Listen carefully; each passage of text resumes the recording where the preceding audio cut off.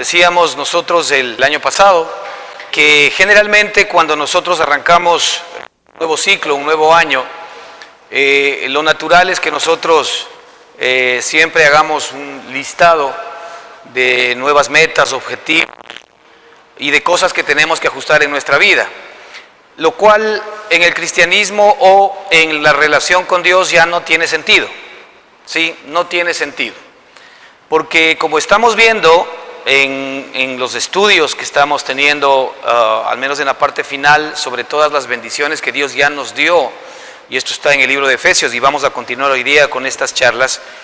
A nosotros lo que nos resta es encontrar las bendiciones que Dios nos dio, no hacernos un listado en nuestra carne de objetivos, de metas que tratemos de alcanzar en este año. Así es como normalmente nosotros en nuestro hombre natural vivimos, tratando de conseguir cosas, tratando de ser mejores, pero nos olvidamos que el Señor Jesucristo nos ha hecho una nueva persona, una nueva criatura, y esa nueva criatura no necesita mejorar. Esa nueva criatura es imagen y semejanza de Dios, y esa nueva criatura tiene todas las bendiciones de Dios con anticipación. La Escritura nos habla desde antes de la fundación del mundo. Entonces nuestra expectativa en el año, ¿cuál debería ser? ¿Verdad? Es decir, entrar a participar de esa nueva vida que Dios nos dio, en la cual ya tenemos absolutamente todo lo que Él preparó de antemano. No es lo que yo me proponga hacer, sino es lo que Él se propuso hacer conmigo desde antes de la fundación del mundo, lo que importa. Porque si es que yo efectivamente soy capaz de introducirme, ¿no es cierto?, en ser partícipe de lo que Él es, entonces yo ya tengo todo lo que necesito. Y tengo el plan de Dios para mí. No tengo un plan particular para ser mejor, e inclusive dentro de ese plan incluir el poder tener una mejor relación con Dios. Toda esa manera de pensar está fuera de los propósitos de Dios para usted y para mí. Porque los propósitos de Dios para usted y para mí son que usted sea partícipe de su naturaleza divina, que usted sea partícipe de lo que usted ya es, hijo de Dios. Como hijo de Dios hemos dicho que usted tiene los genes, que usted tiene el ADN espiritual de Dios. Por lo tanto, usted potencialmente encierra en su ser todo lo que Dios es. Y esto es efectivamente lo que nosotros tenemos que comenzar a descubrir en nuestra relación con Dios. No ser mejores, sino dejarle a Él que nos lleve a la estatura del varón perfecto. Pero el llevarnos a la estatura del varón perfecto no significa cambiarnos. Olvídese, Dios no lo quiere cambiar, Dios lo quiere eliminar. Es mejor dicho, ya lo eliminó, sino que usted no se ve así. Nosotros tenemos que vernos muertos con Cristo en la cruz del Calvario, porque ese es nuestro viejo hombre. Ese hombre que requiere o que necesita o que desea cambiar es el hombre que Cristo crucificó en la cruz del Calvario, de acuerdo con Romanos 6:6. Ese hombre está muerto, está crucificado y está sepultado. Ese es el destino de ese hombre para Dios. Pero nosotros, cuando nos proponemos ser mejores, cuando nos proponemos mejores cosas, que sí, en la naturaleza carnal eso está bien, eso es aceptable y eso es normal.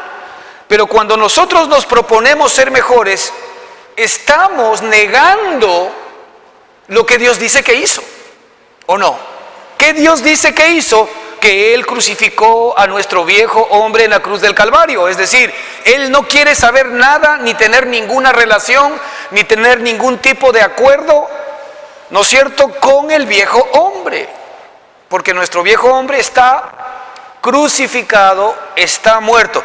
Y en esa misma medida, si nosotros hacemos clic con la mente de Cristo, vamos efectivamente a comenzar a ser partícipes de lo que Él es. Por eso dice la Escritura y nos muestra que si es que nuestra manera de pensar no cambia, y no cambia en función de lo que Él dice, porque nuestra manera de pensar nueva en el nuevo hombre, ¿verdad?, piensa como Él piensa, acepta lo que Él dice, que ha hecho, nuestra nueva manera de pensar o la mente de Cristo que nosotros tenemos, ¿verdad? Es una mente que está llena de confianza y de fe en su Padre. Esa mente no le pone a Dios barreras, no le dice cómo es posible esto. Esa mente es como la mente de María, que en su momento al Señor, cuando le dijo el ángel que iba a dar a luz un hijo del Espíritu Santo, y lo único que ella le dijo es: ¿cómo podrá ser esto si no he conocido varón? Pero no importa, hágase en mí conforme a tu palabra, punto. Aquí no es lo que yo pienso, aquí no es como yo creo, como yo digo. Aquí no es como la realidad o como efectivamente la humanidad se comporta o como la ciencia dice que deba ser. Aquí es como Dios dice que es: hágase en mí conforme a tu palabra, no conforme a lo que yo pienso, a lo que yo creo, a lo que yo entiendo. Y esto es lo que hace que no seamos participantes de la naturaleza divina. El hecho de que nosotros no permitimos a Dios que se haga conforme a su palabra, sino que nosotros queremos que Dios haga conforme a nuestra palabra.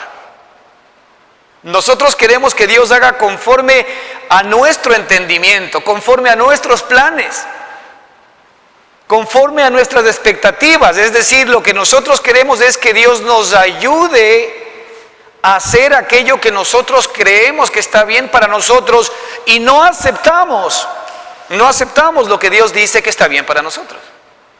De allí que en este nuevo año, si algo usted y yo tenemos y contamos para poder arrancar, es con toda la obra de Dios a nuestro favor desde antes de la fundación del mundo.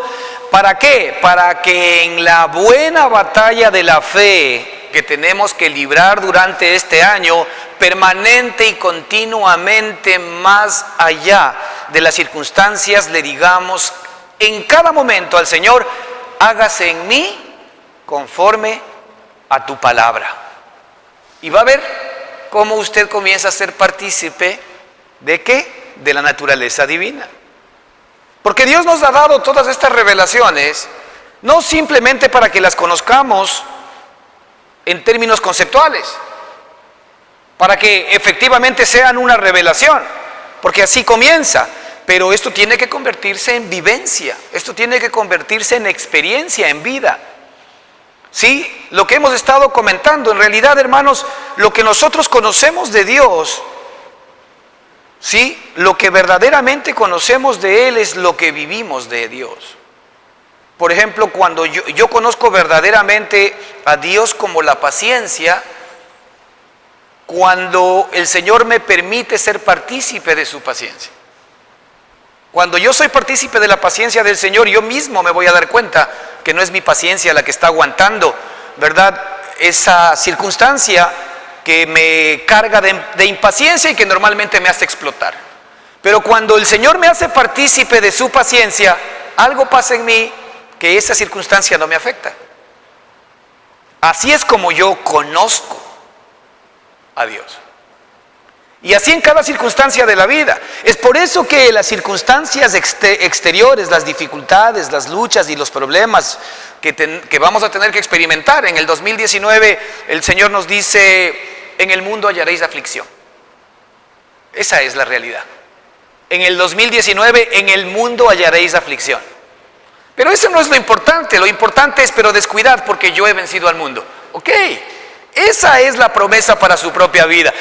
Dios nunca promete que no van a haber aflicciones, al contrario, confirma: en el mundo hallaréis aflicción. Así es, pero descuidad, yo he vencido al mundo.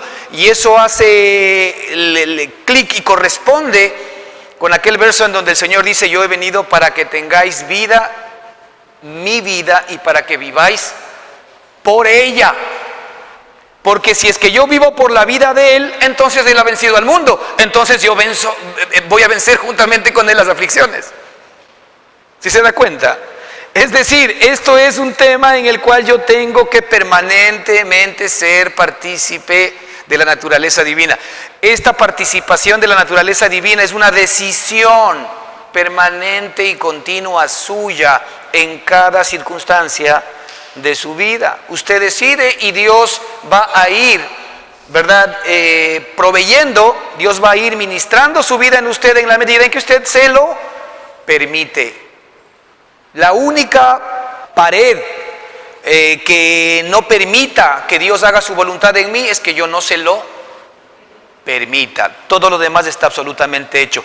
En este juego de la fe, ¿verdad? Lo único que media es que yo se lo permita o que no se lo permita. Y realmente la fe viva y la fe activa es aquella fe que se lo permite, más allá de las circunstancias. Es la fe que ve como Él. Él llama a las cosas que no son como si fuesen.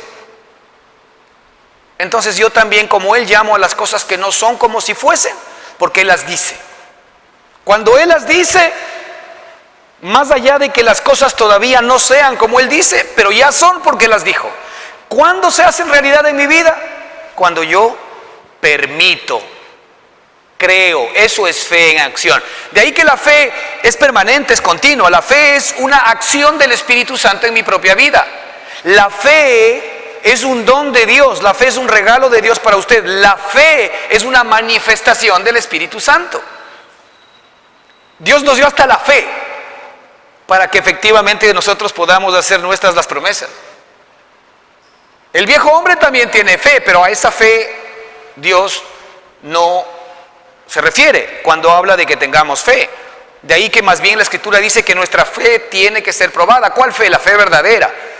¿Por qué? Porque cuando nuestra fe antigua, nuestra fe vieja, nuestra fe natural, ¿no es cierto?, es probada, ¿qué es lo que pasa? Dice que la obra se quemará. La obra se quemará porque nuestra fe tambalea, nuestra fe que no es real. Alguien decía nuestra fe barata. Nos sirve porque el momento en que nosotros de alguna manera enfrentamos algún problema, alguna situación difícil, inmediatamente nos desmoronamos y decimos Dios no existe. Dios no puede permitir eso si es que efectivamente fuese real, y cambiamos de rumbo. Porque nuestra fe no fue real. Pero cuando la fe es real, cuando la fe es de Cristo, pues de esa fe hace realidad las promesas. De allí que el Señor tiene que separar entre todo lo que es del viejo hombre y todo lo que es del nuevo hombre.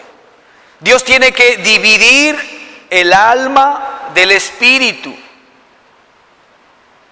Eso está en el libro de Hebreos capítulo 4, que la palabra de Dios es viva y eficaz y es más cortante que toda espada de doble filo, que lo primero que hace es dividir, ¿qué cosa? El alma del espíritu. ¿Por qué? Porque usted tiene que entender qué es lo que es del espíritu, es decir, qué es lo que es de la nueva persona, y tiene que entender qué es lo del alma. ¿Qué es lo del alma? En la nueva criatura, en la nueva creación de Dios, nosotros somos motivados, somos inspirados directamente por el Espíritu de Dios. La Escritura nos dice que antiguamente nosotros éramos motivados por el espíritu del príncipe de la potestad del aire. Dice el espíritu que ahora opera en los hijos de desobediencia. Siempre nosotros, sea que estemos en Adán o que estemos en Cristo, realmente lo que somos no es más que la expresión y la manifestación de lo que un espíritu está haciendo dentro de nosotros. Cuando no estamos en Cristo, es el espíritu de esclavitud, es el espíritu del enemigo, el espíritu del príncipe de la potestad del aire, el que nos lleva cautivos a hacer todo aquello que Él quiere que hagamos. Entonces somos unos títeres, digámoslo así. En la vida espiritual de Cristo es distinto, porque en el caso de Adán, nosotros somos esclavizados y sometidos a hacer aquello que sabemos que no debemos hacer. Romanos capítulo 7. ¿Por qué justamente aquello que sé que no debo hacer es lo que hago? Fíjese. Sé que no debo hacer, lo hago. No lo quiero hacer, pero lo termino haciendo. Soy esclavo del pecado que mora en mí. Pero cuando yo soy, ¿verdad?, efectivamente Cristo y del Señor, allí ya no opera la esclavitud. Porque el Señor no hace en mí, lo que Él quiere hacer si yo no se lo permito. ¿Sí se da cuenta cuál es la diferencia? En el caso del primer hombre, importa que si se lo permito o no, siempre termino haciendo lo que Él quiere que yo haga, soy esclavo. En el caso de Cristo, yo tengo que permitirle libertad en mi vida para que esa libertad actúe. Él no quiere que yo sea esclavo de Él. Yo soy hijo. Yo no soy esclavo.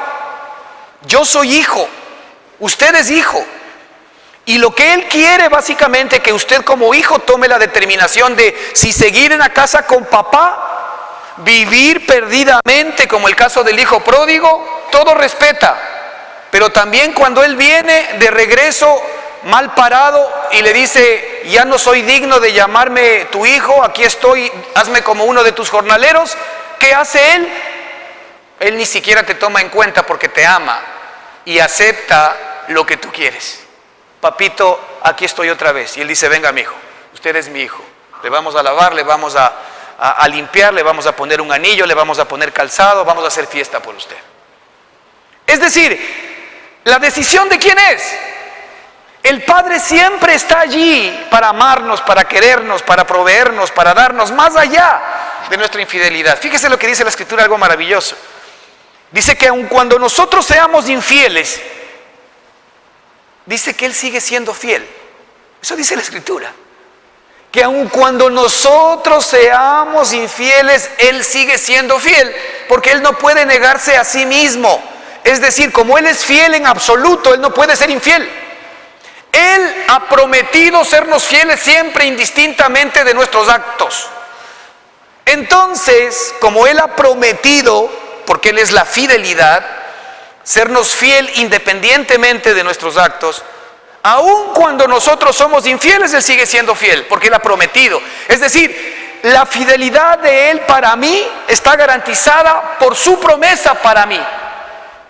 Ese es el nuevo pacto. En el antiguo pacto yo tenía que ser fiel para que Él me bendiga, lo cual fue imposible, no funcionó. Por eso es que el Señor se desentendió del primer pacto, y no porque Él sabía que el viejo hombre tenía alguna posibilidad de ser fiel a Dios, sino porque Él sabía, al contrario, que el hombre por su infidelidad, incapacidad y pecado no iba a poder ser fiel a Dios. Pero como el hombre es necio, aún hoy, y el hombre quiere seguir siendo fiel a Dios, esa es la religión. Y en eso debemos tener mucho cuidado, porque la religión sigue sometiéndonos a ser fieles con Dios para que en esa fidelidad el Señor efectivamente nos devuelva bienestar. Eso no es bíblico, eso no es verdad. El fin de la ley era mostrarnos que somos pecadores. Cuando la ley cumple su fin, que es demostrarme que soy un miserable, como dijo el apóstol Pablo, miserable de mí, ¿quién me podrá librar de este cuerpo de muerte? Entonces la ley cumplió su fin. Ya, ¿qué hace la ley? Pues la ley me trae a Cristo, a la gracia, a la misericordia de Dios. El fin de la ley es Cristo. Pero ahora que estoy en Cristo y en su gracia, entonces yo escojo. Yo tengo la posibilidad de escoger entre permitirle a Dios vivir en libertad, entre permitirle a Dios vivir en divinidad, porque yo me hago partícipe de Cristo, o simplemente permitirme a mí mismo el vivir otra vez de esclavitud. Es decir, nuestra gran decisión del año 2019 es justamente ¿qué escojo como cristiano? O escojo permitir a papá que viva en mí lo que necesito que él viva, o escojo darme permiso para seguir viviendo corrupción. Ahora, todo esto tiene que ver inclusive con nuestros temas externos: pobreza, enfermedad, problemas emocionales. Yo me permito Yo me doy permiso de estar enfermo o no estar enfermo. Con esto no quiero decir que efectivamente en el mundo en el cual vivimos no vayamos a tener afecciones o enfermedades. Las vamos a tener, pero ¿sabe cuál es el problema? El problema es si es que en esas circunstancias que Dios las sabía de antemano y las permita, yo acepto una enfermedad, acepto una circunstancia difícil como mía. Si yo la acepto como mía, ya no estoy creyendo la provisión que Dios ha hecho para mí. Así que o yo acepto la enfermedad, porque a veces te van a salir en los análisis que efectivamente tienes un problema serio, ¿ah? ¿Sí? Es decir, mañana tú vas a tener un examen en donde viene el doctor y te dice, eres diabético. Entonces tú recibes el examen y dices, doctor dice que soy diabético, aquí están los exámenes, entonces yo soy diabético. ¿Ya acepté la diabetes? O cualquier enfermedad, estoy hablando de un tema particular, no estoy hablando de una persona, estoy hablando de una enfermedad, de cualquiera. ¿Ya lo acepté? Ok, si lo acepté, entonces yo lo primero que hago, ¿sabe cómo se manifiesta la aceptación? Lo primero que hago es ir a la gente y decirle, soy diabético. ¿Y qué tal si vamos al revés? Cuando el Señor dice, bendito sea el Dios y Padre de nuestro Señor Jesucristo, que nos bendijo con toda bendición espiritual en las regiones celestiales en Cristo Jesús. ¿Por qué no venimos y decimos a los demás, yo soy bendecido? Yo soy bendecido con toda bendición. Tú dices eso a la gente, pero cuando el doctor viene y te dice tú tienes un problema de tal cual cosa, tú inmediatamente recibes la palabra del doctor. Sí, seguramente está respaldada con la ciencia. No estamos diciendo que no, pero Dios está por encima de todo aquello, ¿o no? Está respaldado por la ciencia. El doctor, que es el facultativo, te está diciendo que efectivamente tienes una afección. ¿Tú recibes la afección o no? Es decir, tú tienes dos posibilidades: de hacerle caso al doctor o de hacerle caso a Dios. El doctor dice que tienes un problema, es verdad, pero Dios dice antes que el doctor que Él te bendijo con toda bendición espiritual desde antes de la fundación del mundo. ¿A quién le crees?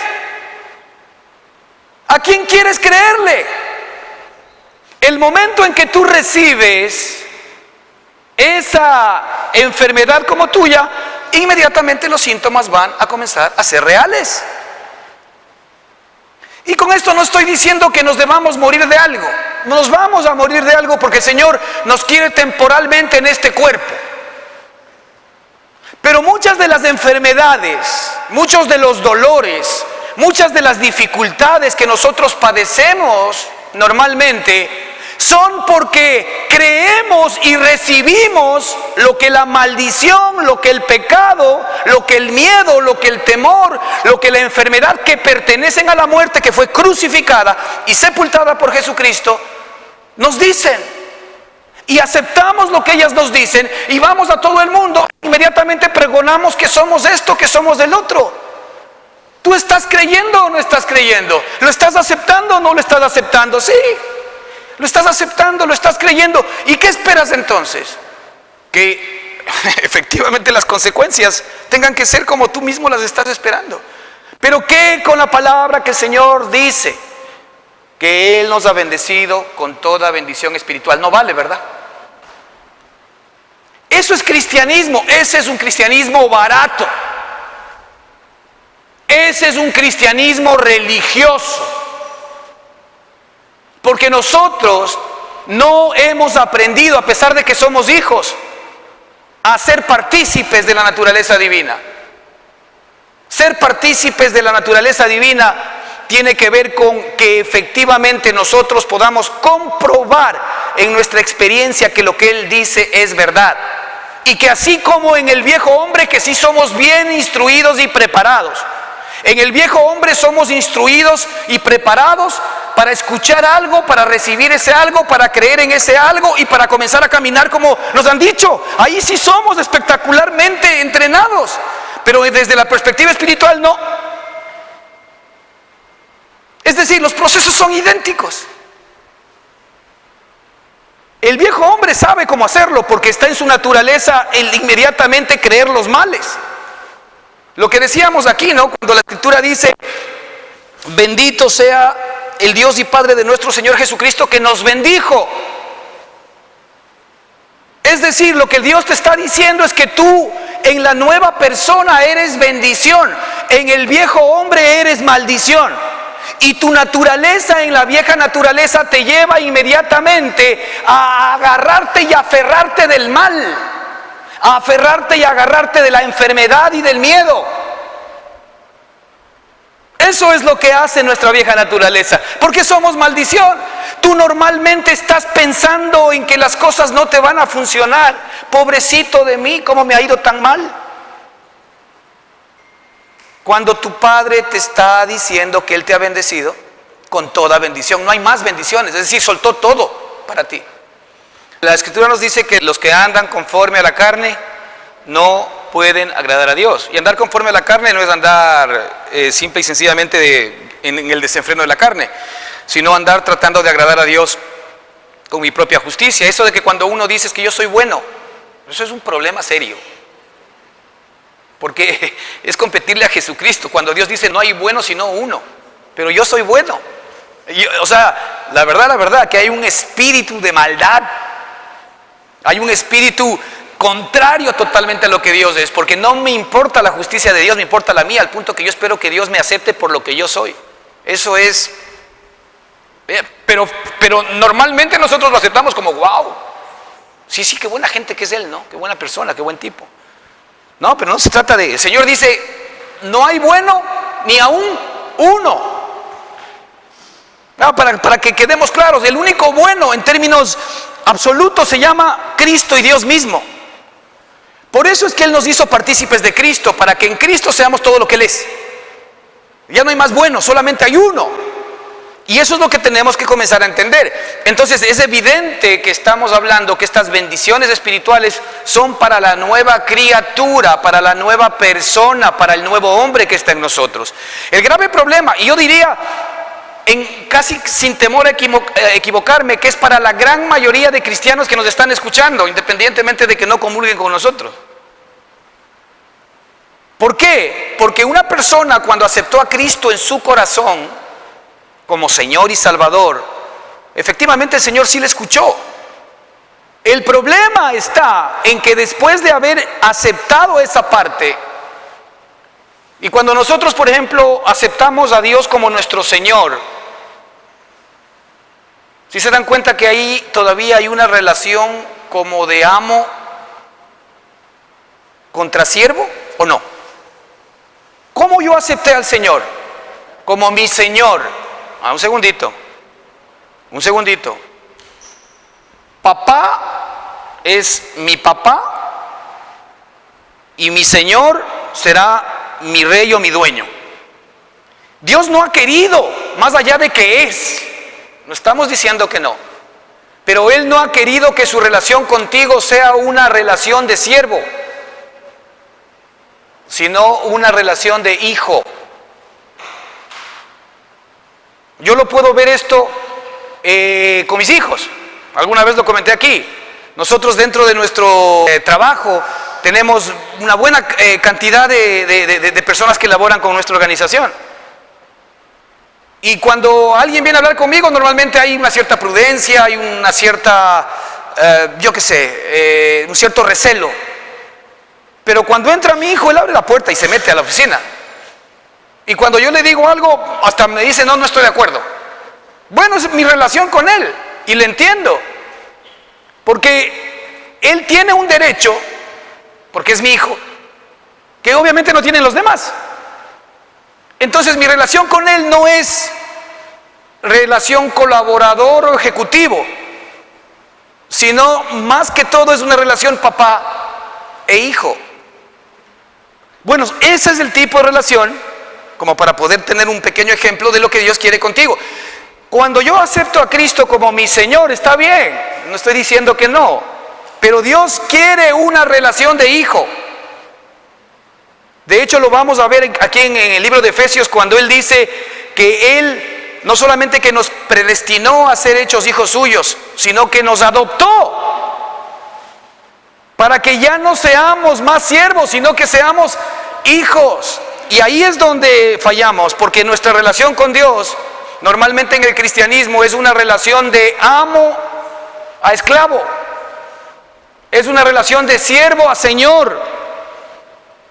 Entonces, ¿qué es lo que define una relación como esta? ¿Qué hace el siervo con el Señor? ¿Qué hace? ¿Le quiere servir? ¿Le quiere agradar? ¿En sus propias fuerzas o no? Porque esa es la relación. Pero usted vea si en la relación del hijo pródigo con papá hubo esa relación. Usted vea si hubo esa relación. Con Dios no es así, señores. La relación con Él es una relación de amor, es una relación de bendición. Y es por esto que nosotros, ¿verdad? Hoy somos bendición, hemos recibido la bendición de nuestro papá. Ya no somos maldición, en Adán somos maldición. Y como maldición no es raro de que estemos esperando males. No es raro de que se haga realidad aquello que esperamos que no nos suceda. ¿Sabe por qué? Porque estamos pensando en aquello que esperamos que no nos suceda. Ya habíamos visto aquí un verso en el libro de Job que dice: el mal que esperaba, ese me vino. ¿Quién espera mal? El viejo hombre, porque está bajo maldición. ¿Tú esperas del año 2019 que las cosas empeoren? Bueno, el mundo dice que las cosas van a empeorar. El mundo dice que la economía va a estar peor. El mundo dice que la situación va a estar peor. Pero eso es para el mundo. ¿Y tú qué dice tu papá?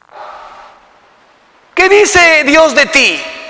¿Qué dice tu padre de ti? Él dice que Él había provisto desde antes de la fundación del mundo para el 2019, para tu propia vida. ¿Le crees? ¿Quieres ser partícipe de las bendiciones que Él ya te dio para el 2019? Eso es fe, señores. Es decir, vuelvo y repito, yo creo a lo que el mundo me está diciendo y hay evidencia en la carne para creer eso, o creo lo que mi papá me dice. Este es el gran desafío que tenemos. Entendamos bien lo que es la obediencia. No es la obediencia a sus mandamientos, porque la obediencia a sus mandamientos, como nosotros los vemos en nuestra vieja criatura, es la obediencia a cumplir las leyes de Dios. Y ya la Escritura ha dejado clara, ¿no es cierto?, que todos a una, ¿verdad?, nos hemos desviado. No hay quien haga lo bueno, no hay quien haga el bien. Ya la Escritura ha dejado clarísimo que todos somos pecadores. Ya está claro. La obediencia a la cual tú te refieres es el permanecer en las promesas de Él. Es decir, por ejemplo, cuando estamos viendo aquí Efesios, en donde el Señor dice, toda bendición nos ha sido dada. Muy bien. ¿Qué espero yo para el 2019? Bendición. Toda salida, toda provisión me ha sido dada. Eso es lo que el Señor nos está diciendo en el 2019. Todo problema ha sido subsanado. Sí, así, con todas las letras. Toda lucha, toda enfermedad, toda dificultad económica, todo ha sido subsanado por Él.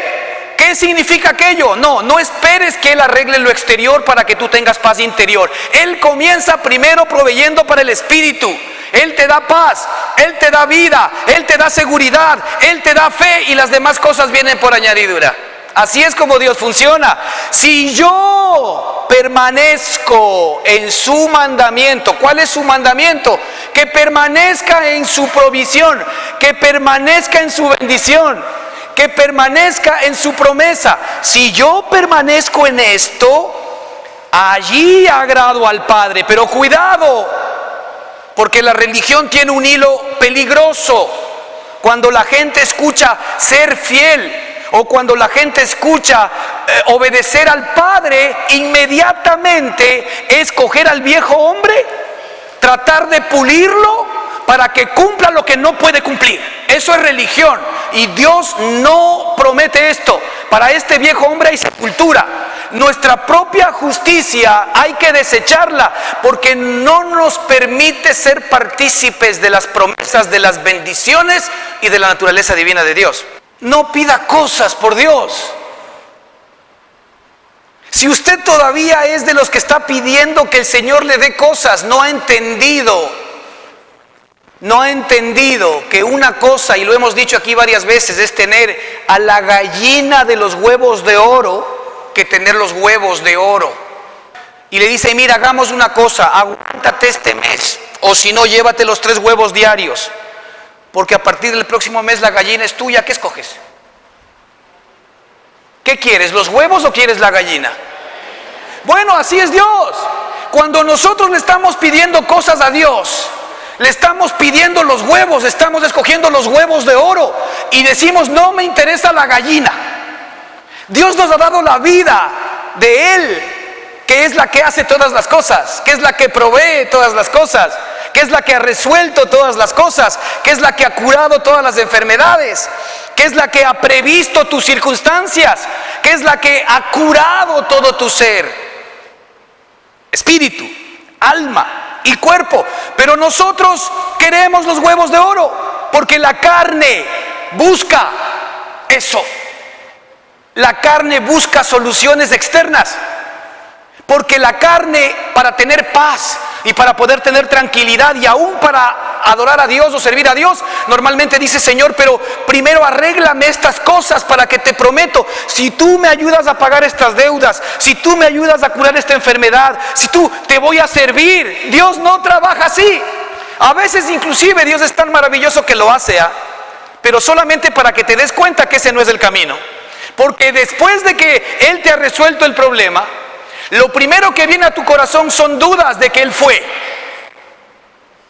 Y lo segundo que viene a tu corazón, si es que tú estás seguro de que Él fue, es que otra vez la carne comienza a actuar y comienzas a fallarle a Dios. Y te vuelves un miserable y dices, Señor, he fallado, no sirvo para nada, y te alejas de Dios. Y no nos damos cuenta que lo que Él quiere verdaderamente es que tú te apropies de lo que te pertenece. Tú eres hijo. Como hijo, Él quiere que te apropies de la vida de Él, no de las cosas de Él. De hecho, la Escritura dice algo muy importante respecto de Cristo. Si Él nos ha dado juntamente a Cristo, su Hijo amado, Él nos dio la vida de su Hijo.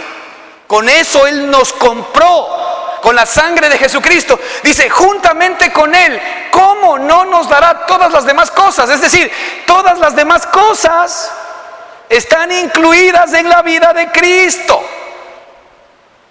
Es lo que dice María Eugenia. Si yo tengo la vida, tengo todo. Si algo yo debería buscar afanosamente en mi espíritu, es tener acceso a la vida. Es decir, es que la vida que Él me dio, ¿qué dice el Señor? Yo he venido para que tengáis vida. Él jamás dice, yo he venido para que resolváis vuestros problemas. Sí, está implícito en la vida.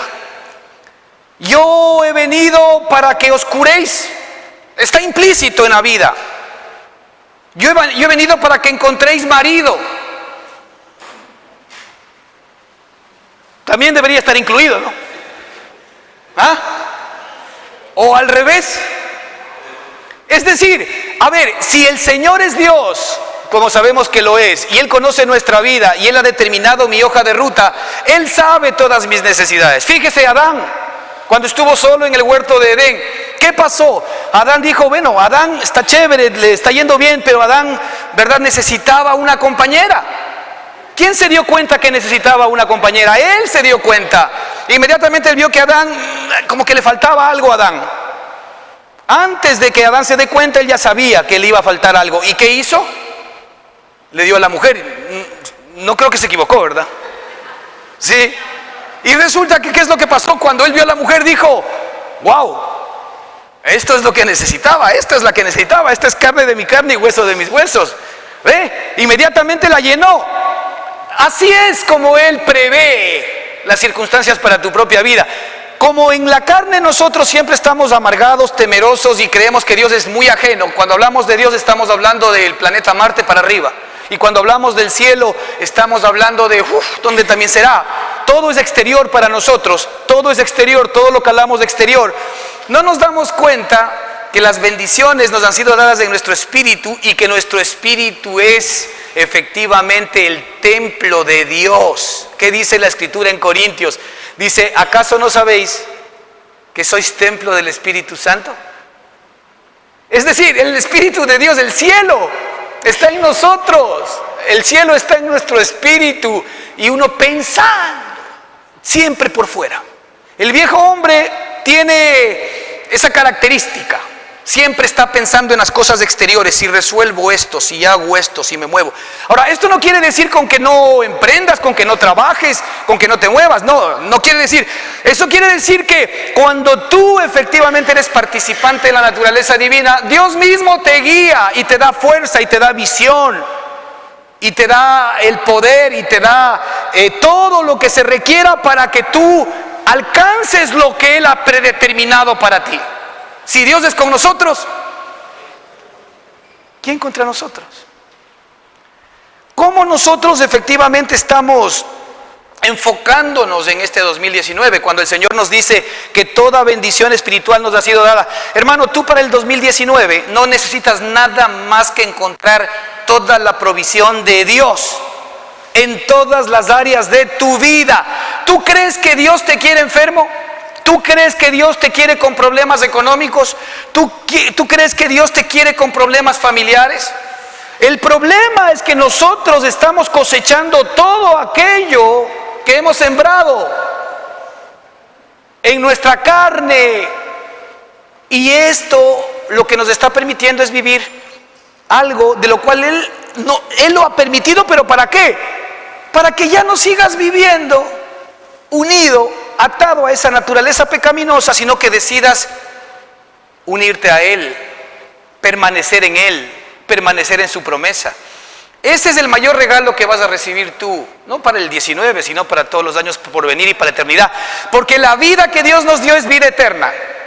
Entonces, cuando ya la comenzamos nosotros a saborear a partir de ahora, ya estamos viviendo la eternidad. Ya estamos nosotros en este momento experimentando la eternidad, porque la vida nueva que tenemos es vida eterna, sino que esta vida es valedera para este tiempo y para el venidero, nos dice el Señor. Esta vida nos sirve para ahora, y yo digo que por supuesto cuando estemos con el Señor será una gran maravilla, ni entenderlo todavía, pero en donde usted y yo más necesitamos esa vida es hoy. Por eso es que el Señor dice, hoy es el día de la salvación, hoy es el día de la sanación, hoy es el día de la provisión, hoy es el día de la bendición, hoy es el día de la restauración, hoy es todo, hoy. Porque hoy es en donde estamos enfrentando el engaño del pecado, de Satanás, el engaño del mundo. Hoy es que enfrentamos enfermedades, dificultades financieras, conflictos. Hoy es que necesitamos la vida que vence todas esas cosas. Ya mañana no. ¿Por qué? Porque Él mismo va a estar con nosotros todo el tiempo. Él mismo va a ser nuestra realidad permanente y continua. Y ahí ya no hay llanto, dice la Escritura. Ya no hay lágrimas, no hay tristeza. Pero hoy, que nos funciona la vida de Cristo, no echamos mano. Pero seguimos insistiendo en nuestra religiosidad. Seguimos insistiendo en creer lo que el mundo dice. Seguimos insistiendo en no permitir que Dios comience a curar nuestra vida. Fíjese, el Señor siempre va a curar todo en nuestro ser cuando arrancamos desde nuestro espíritu. Él tiene los elementos para curar cualquier aflicción o afección en su corazón, ¿verdad? Desde el espíritu, eso va al alma y eso continúa en el cuerpo. Y eso va a todo lo que significan los elementos físicos. Así que Él nos bendijo con toda bendición en los lugares celestiales, que es nuestro espíritu, ¿verdad? Según nos escogió, eso es algo que habíamos hablado. Él nos escogió ya con anticipación. Él lo que quiere es que tú sepas por qué Dios te creó. Tú puedes haber creído que hasta el día de hoy tu vida no tiene sentido. ¿Para qué nací? No, Él sabía todo lo que tú ibas a tener que vivir, pero Él te escogió desde antes de que tú sepas. ¿Sabes para qué? Para revelarte por qué te hizo. Y aquí la Escritura nos dice, cuando nos escogió, que en 1 de Pedro 2:9, que nosotros somos linaje escogido. Eso es lo que eres, real sacerdocio, nación santa, pueblo adquirido por Dios. ¿Pero en quién eres eso? En Cristo Jesús, en la nueva criatura, en el nuevo hombre, en la nueva persona, no en la vieja. Ya no. En la vieja persona somos maldición. En la vieja persona también te va a pasar lo que Cristo dijo: en el mundo hallaréis aflicción. Pero ahí no hay la garantía de descuidad, yo he vencido al mundo. Porque la garantía de descuidad, yo he vencido al mundo, es para aquellos que estamos en Cristo. Ahí el problema es, vas a tener que enfrentar luchas y dificultades, pero sin Dios y sin esperanza. Así vivíamos antes nosotros, sin Dios y sin esperanza, tratando de resolver los problemas por nuestras propias capacidades, y cada día es como que vivimos en una selva en donde nos acechan los leones, nos acechan los tigres, nos acechan, yo que sé, cualquier cantidad de animales, y nosotros estamos huyendo, y si podemos pegar las cejas en la noche un segundito para despertarnos al día siguiente, y otra vez huyendo, todo está en nuestra contra, todo nos persigue. En el mundo hallaréis aflicción. Pero Cristo ya pagó todo eso. Cristo ya crucificó todo aquello. Cristo echó todo eso al bote de la basura. La pregunta es, pero tú sigues sacando de la basura todo aquello que Él ya exterminó. Necesitamos echar mano de la vida eterna.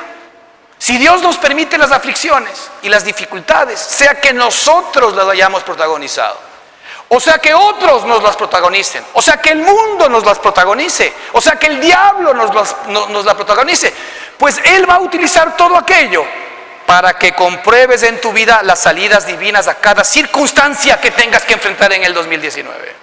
Si es que tú eliges echar mano de la vida eterna. Esa es una elección permanente y continua, tuya y mía. Esa es una elección que tenemos que hacer nosotros continuamente. Es lo que Pedro dijo. Eso se llama permanecer. Eso se llama obediencia. La obediencia es la que permanezcamos en su palabra. Sucedió algo parecido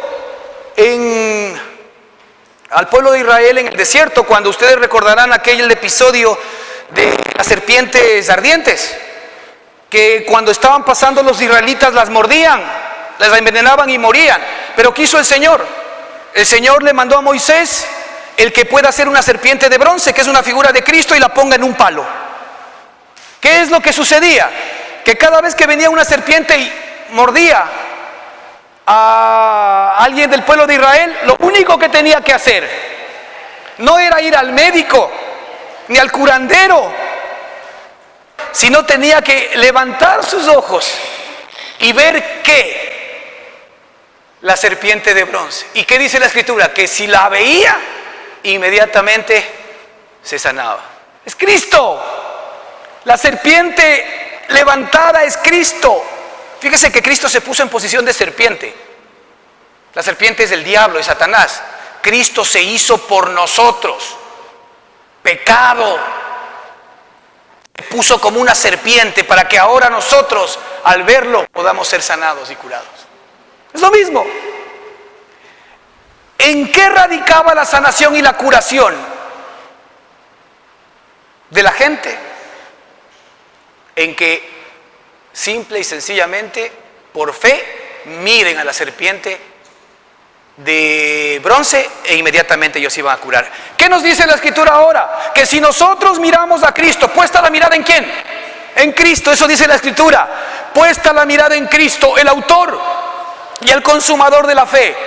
Porque Cristo es el que arranca la fe en ti, y Cristo es el que va a hacer que esa fe cumpla el objetivo para el cual fue enviada a ti. Es que tú te hagas partícipe de la naturaleza divina y que tú recibas las promesas de Dios.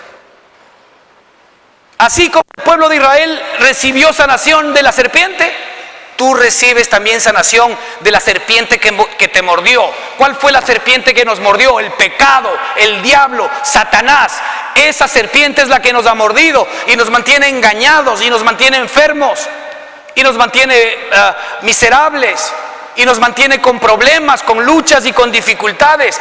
Esa serpiente fue efectivamente aplastada en la cruz del Calvario por Cristo Jesús. Y si yo lo veo a Él, entonces yo recibo todo lo que Él es, porque efectivamente yo soy hijo como Él es. Así que somos linaje escogido, real sacerdocio, nación santa, pueblo adquirido por Dios. Dice que Él nos escogió en Él desde antes de la fundación del mundo. ¿Para qué qué? Para que fuésemos santos y sin mancha delante de Él. Maravilloso para nosotros, hermanos. El propósito de Dios y el compromiso de Dios es que Él es el que se ha comprometido a hacerte a ti santo y sin mancha delante de Él. Gracias, Señor. Porque si es que esa hubiese sido mi posibilidad, mi deber, el yo ser santo y sin mancha delante de ti, nunca lo hubiese logrado. Pero ¿quién es el que se propuso? La Escritura dice que Él me escogió desde antes de la fundación del mundo. ¿Para qué? ¿Para qué me escogió desde antes de la fundación del mundo? Para que fuese santo y sin mancha delante de Él. ¿Quién es el que efectivamente se pone el deber de hacerlo? Él. Eso te debe dar descanso, porque esa no es la parte que a ti te corresponde en la relación. La parte que a ti te corresponde en la relación es simple y sencillamente: Padre, hágase en mí conforme a tu palabra. Hágase en mí conforme a tu palabra. Y decíamos que efectivamente el versículo 5, que Él hizo todo esto en amor, que el marco en el cual Él hace todo esto es el amor. Digamos que esa es la garantía de Dios para usted y para mí. El amor de Dios es la garantía de que Él ya ha dado toda provisión para cada circunstancia. Fíjese lo que nos muestra la Escritura y nos dice: ¿quién nos podrá separar del amor de Cristo? ¿Quién? Dice la Escritura, pero lo dice en un tono de que ¿quién nos podrá separar del amor de Cristo? No, ¿quién nos podrá separar del amor? No, ¿quién nos podrá separar del amor de Cristo? Por todo lo que significa el amor de Él para nosotros. Nada. Aquí mismo lo dice. Dice: ¿quién nos separará del amor de Cristo? ¿La tribulación? ¿La angustia? ¿La persecución? ¿El hambre? ¿La desnudez? ¿El peligro? ¿La espada? El versículo 37 dice: antes, en todas estas cosas somos más que vencedores por medio de aquel que nos amó. Por lo cual estoy seguro, fíjese, el apóstol Pablo lo dice, que es el Espíritu Santo hablando a través de él. Por lo cual estoy seguro de que ni la muerte, ni la vida, ni ángeles, ni potestades, ni lo presente, ni lo porvenir, ni lo alto, ni lo profundo, ni ninguna otra cosa creada nos podrá separar del amor de Dios que es en Cristo Jesús. Pero fíjese, el versículo 37 nos dice: antes, en todas estas cosas somos más que vencedores. ¿Por medio de quién somos más que vencedores? Por medio de Él. Ahí está el secreto. Es decir, cuando yo tengo la tribulación y yo dejo que Él medie, tengo victoria.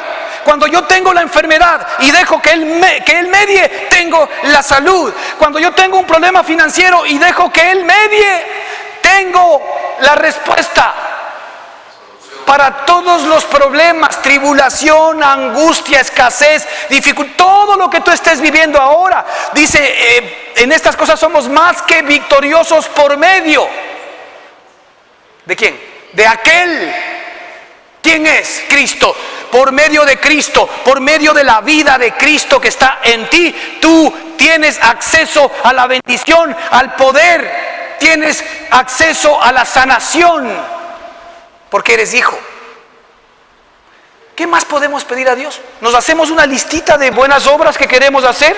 ¿Nos hacemos una listita de metas y objetivos que queremos alcanzar? ¿No nos daría vergüenza? Cuando el Señor nos ha provisto todo, y cuando Él ha previsto todo, nuestro Padre Celestial no se le escapó absolutamente nada. Nosotros arrancamos totalmente armados para tener éxito contundente en toda nuestra vida, en este año y en los que vienen. Si yo dejo que medie, ¿quién? si yo dejo que medie Cristo. Entonces, ninguna cosa nos podrá separar de Él, ni lo alto, ni lo profundo, ni ninguna otra cosa creada nos podrá separar del amor de Dios que es en Cristo Jesús nuestro Señor. Es decir, la garantía de que tú eres más que victorioso, no eres que tú eres un buen tipo, no es que tú eres un hombre fiel, no es que tú eres esto o lo otro. La garantía es el amor de Él, el amor que Él te tiene. ¿Cuál fue la garantía del hijo pródigo para que efectivamente él vuelva a ser hijo?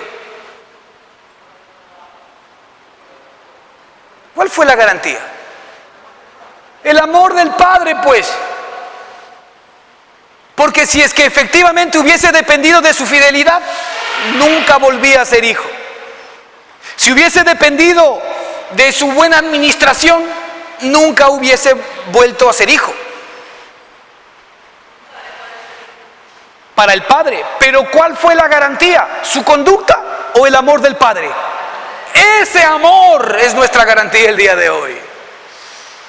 Dios te ama porque Él es el amor.